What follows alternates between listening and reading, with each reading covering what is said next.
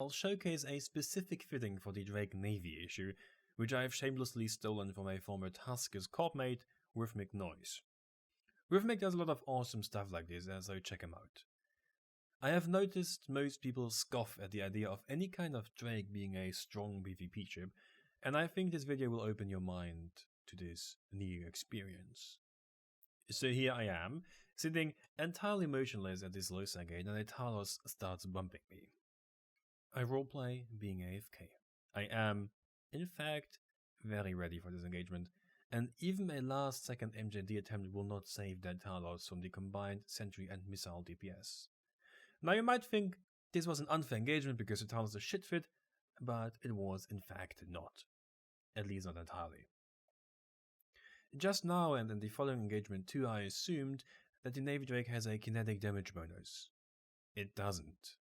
It does whatever damage type you want it to do. After repairing at a citadel and a quick exchange in local about how the sentries were the reason the Talos folded the way it did, I spot the same pilot in a belt just below the gate we just fought at. I oblige. A megaphone decloaks as I warp off and will join us soon, after aligning for what I assume a long enough time to kill the Talos.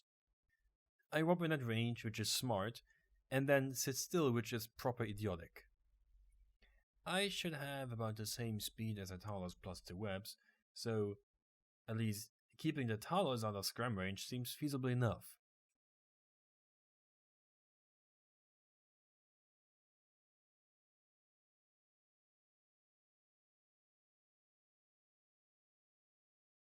In the end, all that doesn't matter, and I bail before the megaphone actually becomes an issue.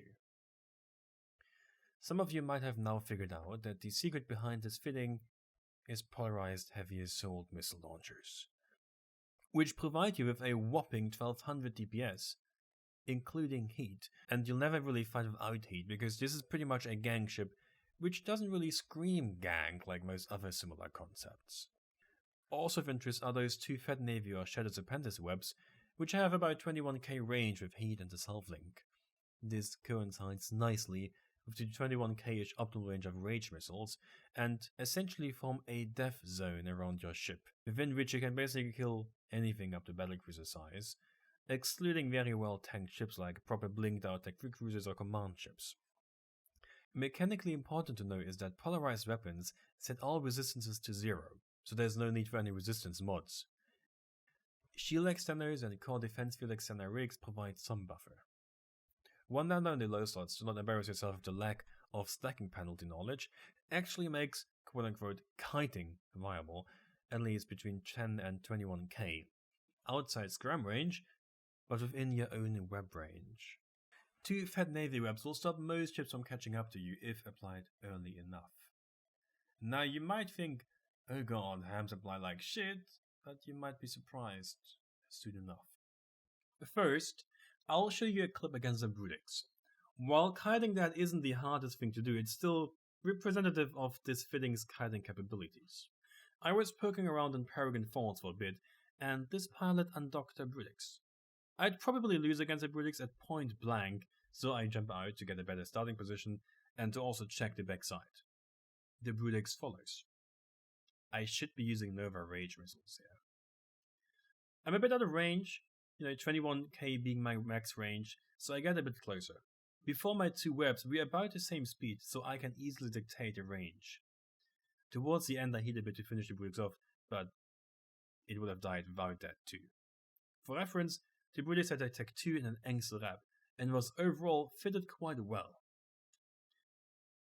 Of note here is that only the Brutix's drones actually apply to me, and on their own managed to remove a full third of my shield, which underlines just how flimsy the ship actually is.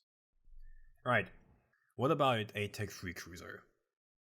This one I spotted on D-scan at some point, and I started poking around the system. There's only one guy in local, so I'm not really afraid of people helping him too much, except the Sinobait chance. I checked his killboard and I saw that he had railguns fitted, at least on his last kill with it.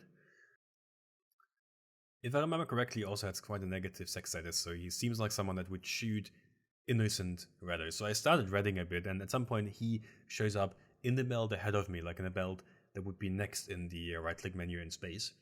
And I warp in, and he is in fact in the belt, and just saw him but at 100 or something, and he's burning away. So I go to the next belt.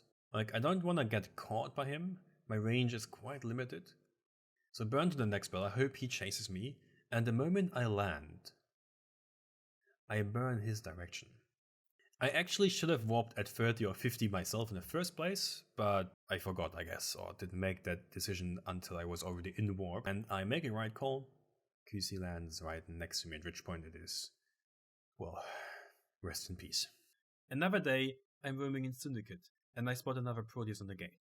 Again, I don't want to fight blaster ships at 0, and if it might be a close fight, I want all the advantages stacked in my favor, so I jump through. It follows. A bit far off, so I burn in and start shooting, and the rage missiles start tearing into it.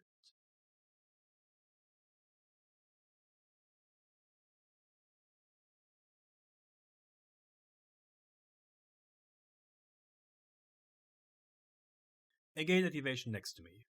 If I had engaged on the other side, I now might have been stuck on the gate and pointed by the Lashak, but I'm not, and instead am able to leave. I attempt to kill the wreck before I leave, but that idea sort of came a moment too late. So, killing Proteus is, fine and nice and good. Let's try a Legion. Again, I've seen this Legion before, and these can couple jumps over. And I checked his kill board, and I saw him kill a couple Explorers with smart bombs mostly, which sort of confused me. But here I found him off gate, and I was like, after the last successful engagements against Tech Victories, I was like, yeah, sure, I can probably gank him, before he can kill me, even including gate guns. So I go for that. I should be using thermal missile series of armor tank legions, which most legions are. The resistance hull is most definitely not kinetic. But it's fine, and he's a sort of weird fitting. I wouldn't call it shit fit because it's a really specialized fitting, but it's certainly not that great at killing Navy Drakes. And you see, he didn't even redbox me, he only tried to get back to the gate. But no prop mod means he's caught for good and dies. While repairing, a corp mate of the Legion showed up and now happens to sit on the station. I don't want to fight on the fort, so I leave toward the gate, trying to not seem overly eager to engage. I set out to loot the Legion, on one hand to obviously get the stuff, on the other hand, there aren't many activities that paint you more like a target than looting the corp mate you just killed.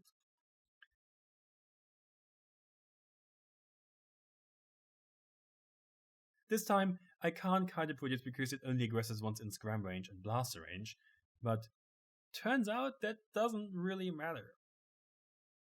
Now, all the engagements so far have been versus active tanked, somewhat blinged but not full tank fittings. Let's see how this fares against a brick tanked cruiser. Thankfully, the Macarials are doing something different than what they usually do, so I'll test my metal versus the Stradius.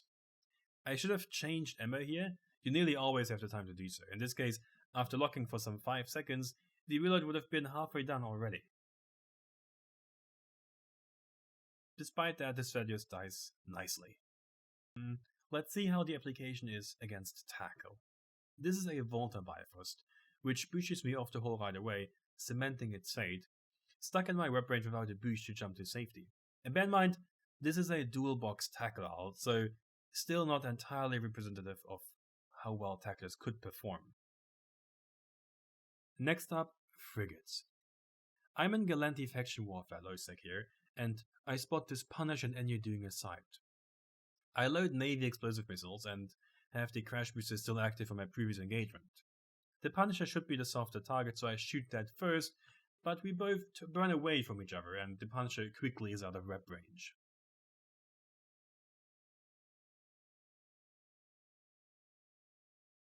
I switch to the Enu, which only takes a couple of volleys. I should have just rammed them. It turns out, with 2 webs and crash, this Navy Drake applies just fine against small stuff.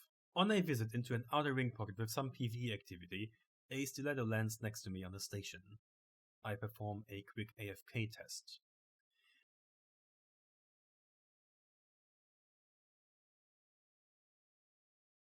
I should now reload to Inferno Navy missiles.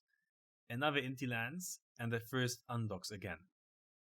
I am happy where I am. The station model is between the undock and myself, and the first letter aggressively tackles me. The two Indies don't really bother me much because neither is going to kill me, and I'm much more interested in the Slicer and the Vexor, and maybe the Strategist if that comes close enough. The Slicer burns in and swiftly dies. I should have locked the other Inti by now, so I put my drones on one and then destroy the other one after it's locked. The remaining Inti stays smartly out of rep range. The Strategist is coming after me, and the issue now is that the Vexor's drones are slowly killing me, and defanging a Vexor isn't exactly feasible, so I prepare to leave.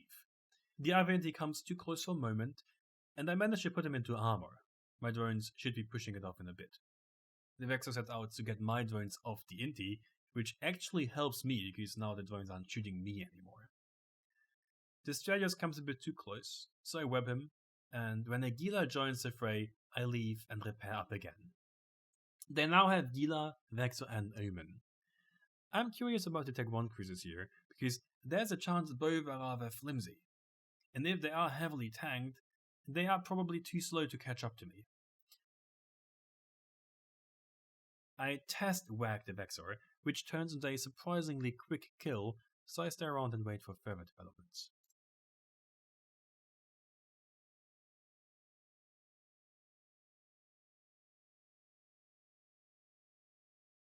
After killing an abandoned wasp, I began defanging the Gila drones, and the Loki and the Saber land. Lokis are pretty scary, but for now it's well out of range, and I wait for the Saber to come closer.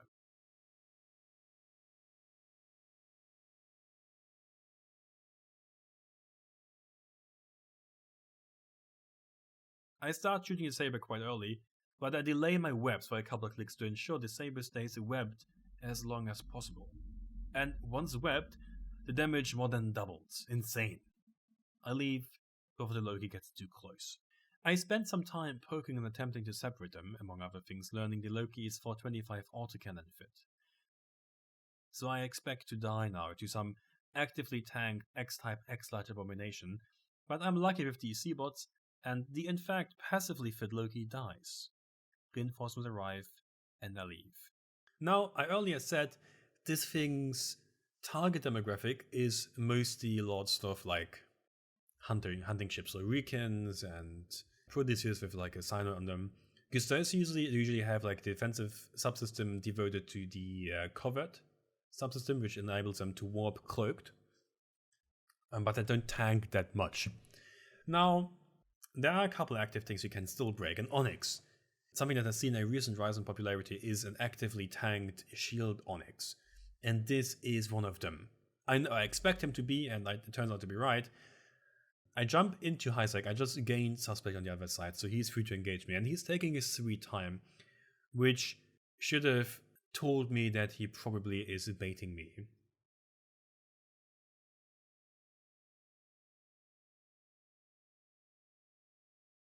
Still, the Onix takes a serious pounding. He is active, and I'm not sure how much he was bait tanking, but seeing how his Nightmare Bunny is on grid, I don't really see any reason why he should be bait tanking, right? He has me scrambled, Higgs scrambled successfully, his Nightmare is like making short work of me. I don't think he is bait tanking, so he would have died on his own. Probably quite handily too. At some point I was in Amar Losec, in the main Losec, and I was poking around, and again I see on D-scan a Pilgrim. He disappears shortly thereafter, and I start reading to make myself as attractive as possible.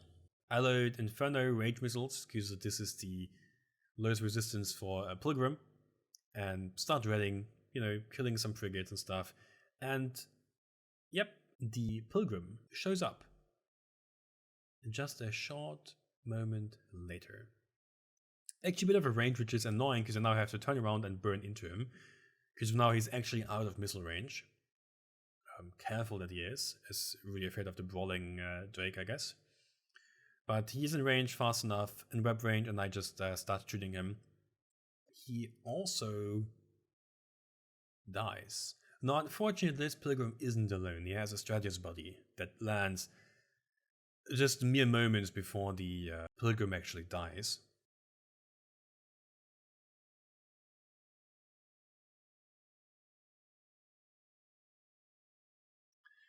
And the Myrmidon too. Well, this is going to be ugly. I actually have the wherewithal to loot the Pilgrim, so the loot either goes down with me, or I make it out alive with all these shinies. Just shooting the wreck would have been the more reasonable solution, but still.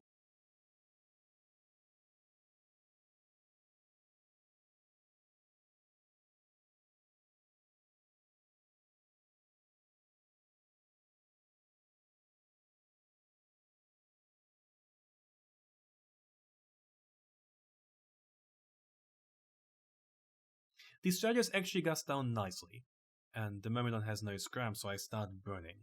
With my 2 webs, I outpace him even in web range.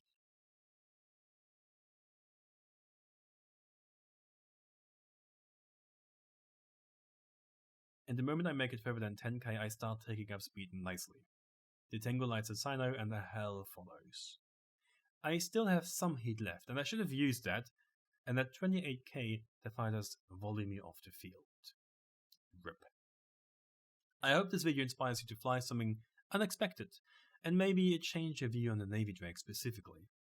Before I leave you with a bonus clip, which I'm sure you will all enjoy tremendously, I want to use this occasion to thank all my viewers and supporters for their, well, views and support. Thank you for watching.